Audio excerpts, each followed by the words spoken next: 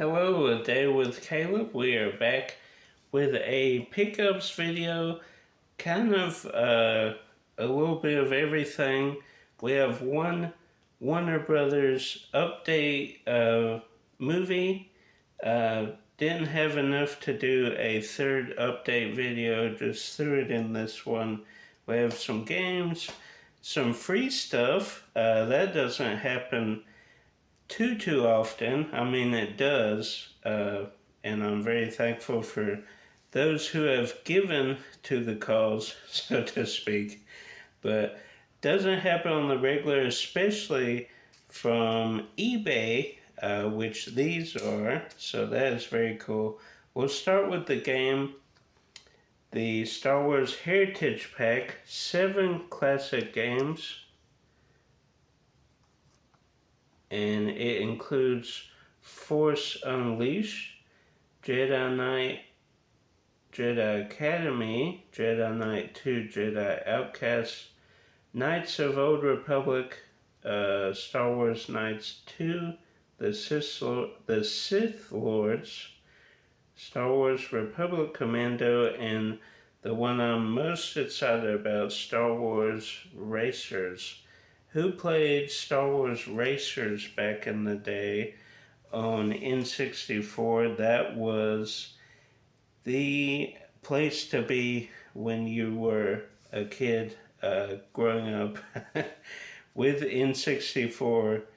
A little later on, GameCube, and before N64. Our first console was Super Nintendo.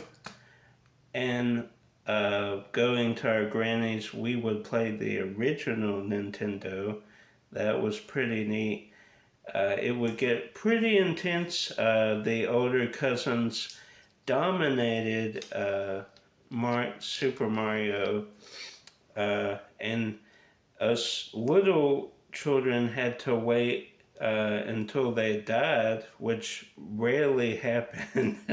They knew all the shortcuts, all the warp pipes you could go to skip levels. They would not die. So you would pretty much have to wait until they weren't there and play. And then, as the oldest of the younger cousins, I would get my shot. Wasn't as good as them, but I did enjoy playing the game. So that was fun. Down memory lane, what system or what console did you grow up as it being your first console, and what's your favorite console? Mine has slowly become a Nintendo Switch, even though I am a diehard PlayStation person. I do really enjoy Nintendo Switch. Just the versatility, the compatibility, you can take it on the go many times, changing tires or, different car work or whatever. You take that, play it at your leisure. You're not even thinking about, wasting an afternoon on a tire change because you're in the game. So that's fun. And this is the Warner Brothers disc upgrade I was talking about. The Last Samurai, which was a shame because that was a 2-disc special edition. So obviously we'll keep the 2-disc case because, always needing cases. But we have the Blu-ray, and I think most of the stuff on here was on the 2-disc DVD, so I don't think we're losing anything except non-working DVD disc. This plays beautifully, good picture. There is a few little dents. I don't know if that's picking up. Yeah, you can see them there. I don't know what he was doing or where this was stored, but I got a phenomenal price, so I'm not complaining. So that was the Warner Brothers update. This was weird. I thought I had this on like a Target exclusive, but turns out I had a printed case of the 3-disc set, which this has. The Blu-ray, 2-disc Blu-ray, and then the DVD. I don't know why they were loose. I have no idea. So this was like $6, $7 on eBay, and it's got. I love that lenticular artwork. Very cool. I love stuff like this. Then of course the back. The Fortress of Solitude. Then of course have the Blu-ray, have the other Blu-ray special features and the DVD. Then it has this awesome book, like some concept art, some photos of the film. And then, help yourself to that. I tried to do it, but it wouldn't let me. If you can use it, go for it. All yours if you want it. But Man of Steel, comment down below your thoughts. Initially, I was not the biggest fan. I did not see this in theaters. Most films back then, if it was superhero related, I was seeing it in theaters. But for whatever reason, this kind of slipped through the cracks. And then I think we rented it Redbox and didn't really latch on to the film. But then years later, I would rewatch it and come to appreciate it more. Especially now that Henry Cavill did the Mission Impossible film. That one's great. Still like Rogue Nation, I think is my favorite, but very good. We'll see with Dead Reckoning Part 2 or whatever they're going to call it now. We'll see how that goes. And Henry Cavill was in Deadpool and Wolverine, so that's great. Wish he would have had a sequel to Man of Steel. He never really got a true sequel. Just, a Batman team-up and then the Justice League. So never really got a fair shot, which is unfortunate. But he's doing well. So then I have, this is an insert from season 1, which I will add to my season 1. But on the season 1 insert, there is a advertisement for Celebrity Mall Hawaii, which is the first season of Celebrity Mall. The second one is Yucatan, which not as good, but Corbin and Stevie B come back, so that makes for entertaining ride. And Eric Von Detten, Brink himself, is in this season. Probably my favorite season of them all, if I'm being honest. The UK versions are good. But this one, my favorite season, got on eBay for pretty cheap. And I do have Yucatan. Got it years ago. I think we recorded it live, actually, from TV when, you didn't know about copyright and all that. But have Celebrity Mall Hawaii, that is great. So season 1 and Celebrity Mall. Did they release other Mole seasons on DVD, or was it just the season 1 and Celebrity Mall Hawaii? Let me know down below.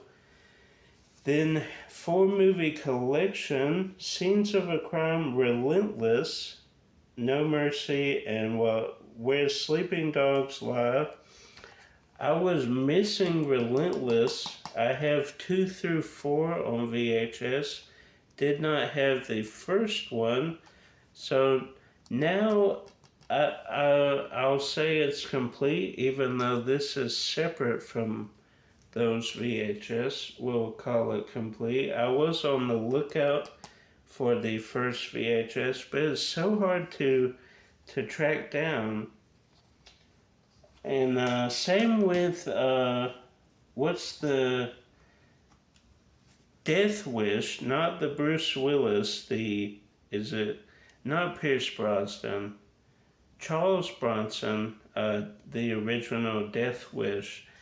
The original is hard to track down on DVD by itself. I have Death Wish 2 through 4 in a triple feature, but hard to track that down. I think there is a Steelbook Blu-ray, but it's way too expensive right now. So we'll see. Then I got this because I messed up at McKay's. I thought I was getting Fast and Furious, but I got the Fast and the Furious, which is the first film. You know, you gotta really hone in and be on your game when you're checking stuff, especially at McKay's when you got a buggy full. You know, I've caught myself putting in the same film twice, but luckily, you know, I caught that in time before I checked out. Otherwise, you're buying the same thing twice. Didn't buy the same thing twice, but I bought the original Fast and the Furious, which technically I had on the Real Heroes Steelbook collection. That's in a video if you want to go check that out. But I guess it is cool to have all 10 kind of lined up with the slips, with the Blu-rays. Technically 5 and 6 are separated in the Steelbook collection. We'll get to that in a minute. This is the 2-disc special edition release, the Best Buy exclusive, and I love the red case. I'm not sure if this was the original release or if this is the Best Buy slip exclusive, but that is cool nonetheless. Bought this, and I noticed the guy sent me 2 packages, and I'm thinking, what? I don't remember ordering anything else. Well, he sent me this by accident. The Crazies on Blu-ray. I think I have this on DVD, an old Blockbuster former rental. But this also was filmed in Macon, Georgia, at the car wash that Need for Speed was at. So I thought that was a cool time. And you can't complain with getting something for free. That is for sure. So excited to have this on Blu-ray, especially given the context of it being filmed right here in Macon, Georgia. That's cool. Always love the poster too. It's very simple, but it gets the message across. Maybe not as much as the original Crazies poster, George A. Romero, but cool nonetheless, especially for free. And we mentioned this, Fast 5, and this is kind of a larger steelbook if you look at comparisons there. Larger than the typical steelbook, which is about right here, a few inches longer. And for the longest time, I thought I had Fast Five on Steelbook. It turns out I did not for whatever reason. I think Josh gave me the digital copy years ago, and on that notes section, I put if I have the physical media format or not, because you get a digital code from somebody, you log it in, and then in your mind you're thinking, oh, I have that, I watched that, but you don't actually own the film. Sometimes it turns out that you don't need the film on physical media. But in this case, had the digital code, thought I had it on physical media, even though in the notes I wrote I did not. And then in my mind, I guess the Fast 6 Steelbook, I thought it was Fast 5. It was like a Mandela effect, even though this one is like a limited edition, like the longer book. So I don't know what happened. I did rearrange my library, and we are going to do a full library tour. It is coming very soon down the pipeline. Gotta film it and edit it, and then it'll be on here. So uh, do the bell notifications so you never miss a video every Tuesday, Thursday at 1 p.m. Anyway, I did not have this besides a digital code. So that is very strange. That's why you in your collections app or however you uh, keep in charge your collection of whatever it is, make extensive notes. I do have a video where I go over how I organize my collection. And, we've made mistakes in the past, and I've had to kind of relog my movies several times for various reasons, but we're at a very good place now. All the movies currently are logged, besides some here that I have yet to log. But we end with these two, and these are pretty neat. We'll start with the free thing. These are magnetic, and this is a magnet.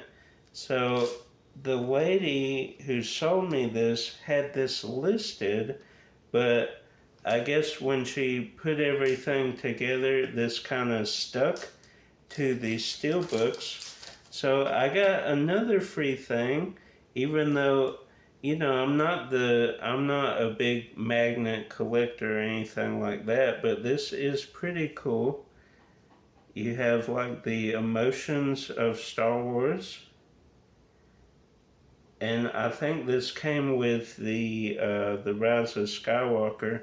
Boo! So not the greatest magnets ever, but it is free, so we'll find some use for it. I'm not sure if we'll keep this bottom or not. Probably not. But we'll stick that somewhere with metal.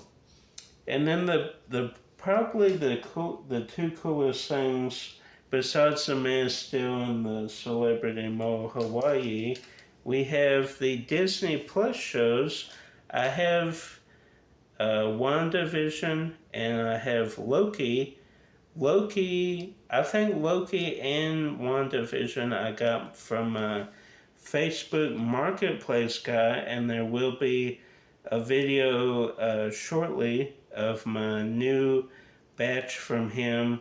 Had to wait probably 4 or 5 months because I was saving up for the conventions and going to Orlando for the Dave's wedding, So it was very hard to not message my guy and get movies for a very reasonable price. Especially, he starts out at a certain price. I don't want to say the prices or where he is or anything like that because uh, I like him being my sole supplier type thing. Obviously, he sells to other people, but you know what I mean. But he starts at a certain price, and then the next day or the next day or two, if it hasn't sold, he lowers the price more. And if it hasn't sold, the third round, he drops it very, let's say Dollar General, Dollar Tree prices for new releases. Anyway, he sold me Loki and WandaVision at a good rate, probably half off or more of the retail price of these.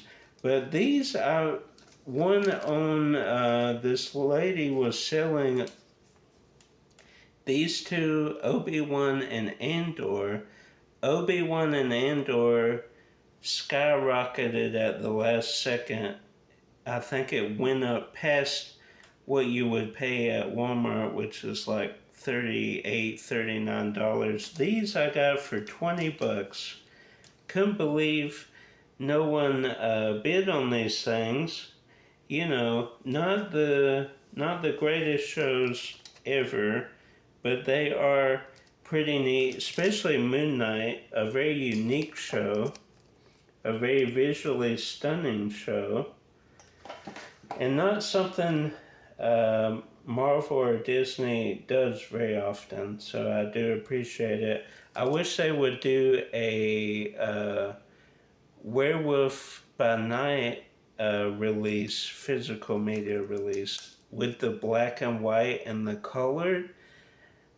Come on, Disney, giving you gold here, but this is phenomenal. It has the lobby cards inside, actually 2 sets because Josh did not want his, and Falcon and Winter Soldier. This only has 1 set because I don't think Josh got Falcon and Winter Soldier,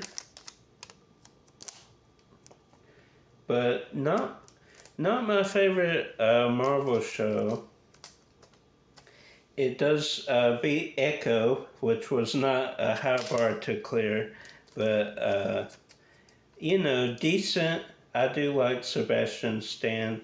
Anthony Mackie, I met both of them at a Wizard World, I think Chicago, when I met the Avengers 3, Chris Evans, Chris Hemsworth, and Tom Hiddleston.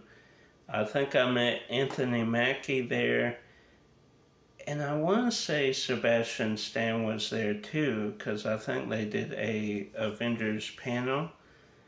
But pretty cool to have met both of these guys, and they have their own show, so that's pretty cool. And their movie coming pretty soon, the new Captain America, in quotes, because, you know, I always think of Falcon as Falcon. He did take over the mantle, so we'll see how that goes. Hopefully, down the road we can get Andor. Probably my favorite. Well, besides the first season of Mandalorian, Andor, my favorite Star Wars show. So good. It blows the other mediocre ones out of the water. They just have not been good. Besides Andor and Mando, you know, Obi-Wan, I can appreciate it. It tried something. Did not hit a home run, but it probably hit a single or a double. It was cool to see Darth Vader back, but we have ranted far too long. Comment down below, have you got any of the Disney Plus steelbooks? Hopefully you have. I think Dave mentioned this in one of his videos a while back when he picked some of these up. We have to show Disney that we want physical media from them. You know, the I love the steelbooks and I love the lobby cards, but if they could release, it doesn't have to be that kind of packaging every time, if that makes sense. You know, I don't want to pay 30, I don't pay 39, but you know what I'm saying. I don't want that to be the retail every time. If it was $20 in like a normal Blu-ray set like that, no problem. There you go, Disney. There's your money. But I do like the steelbook packaging and the lobby cards. It it makes it unique. It's kind of like when they had the Disney Vault and they released titles every 5 years or so. Remember that? Anyway, ranting. Like, subscribe, share with a movie lover. Until next time, get those Disney Plus shows and keep collecting.